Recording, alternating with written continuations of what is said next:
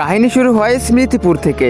বাইরে থেকে দেখবে তো বাস, সুন্দর গ্রাম, ছোট্ট গলি, দরজা ছাড়া ঘর আর সাধারণ মানুষ। অদ্ভুত কিছু বলতে না কারো খেতে না কারো ঘরে, বাস ঠিক গ্রামের মাঝখানে জঙ্গল দিয়ে ঢাকা এক পুরনো অভিশপ্ত চেয়ার। গ্রামের লোকেরা এটা বিশ্বাস করতো যে এই চেয়ারে বসে নাকি নিজের পূর্বপুরুষকে দেখতে পাওয়া যায়। তারা অতীতে কেমন ছিল, কি করত, তারা এটাও বিশ্বাস করতো যে যারা চাইলেও আর এই পৃথিবীতে আসতে পারবে না। আর এটা দেখার জন্য যদি কেউ ভুল করেও এই চেয়ারে একবার বসে পড়তো, হয়তো সে পাগল হয়ে যেত, না হলে তার মৃত্যু খুব তাড়াতাড়ি হয়ে যেত। এই যে দেখার পর গ্রামবাসীরা ওই চেয়ারটিকে গ্রাম থেকে সরানোর অনেক চেষ্টা করে। একবার আগুন লেগে দিয়েছিল, যখনই আগুন নিভে যায় আবারও চেয়ার আগের মতোই ওইখানে দাঁড়িয়ে থাকে। গ্রামবাসীরা অনেকবার সেই চেয়ারটিকে জঙ্গলে ফেলে আসে, কিন্তু বাস যখনই সকাল হয় তারা দেখতে পায় সেই চেয়ারটি আবারও আগের জায়গায় দাঁড়িয়ে আছে। এইটা দেখে পুরো গ্রামবাসী হতাশ হয়ে যায়। তারপর গ্রামবাসীরা এই চেয়ারটিকে গ্রাম থেকে সরানোর আর কোনো চেষ্টা করে না। তারপর গ্রামবাসীরা বুঝতে পারে এটা অভিশপ্ত চেয়ার। তারপর তারা বলে এটা মানুষের জন্য না, এটা অন্য কারোর জন্য। কিন্তু সেই গ্রামেই থাকতো এক ছেলে,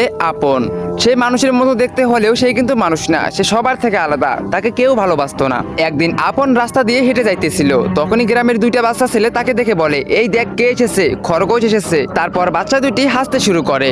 আপন চোখে পানি নিয়ে চুপ করে থাকে আর মন খারাপ করে বলতে থাকে, কেন আমি সবার থেকে আলাদা? তো বন্ধুরা, আপন কি আসলে মানুষ না সে অন্য কিছু? তো দেখতে পারবে পার্ট 2 তে। তো পার্ট 2 দেখতে চাইলে ভিডিওতে লাইক করে চ্যানেলটিকে সাবস্ক্রাইব করে দাও। আর হ্যাঁ, কমেন্টে পার্ট 2 লেখো। আর হ্যাঁ, কার নাম দিয়ে নেক্সট ভিডিও বানাবো অবশ্যই তোমাদের নাম কমেন্ট করো।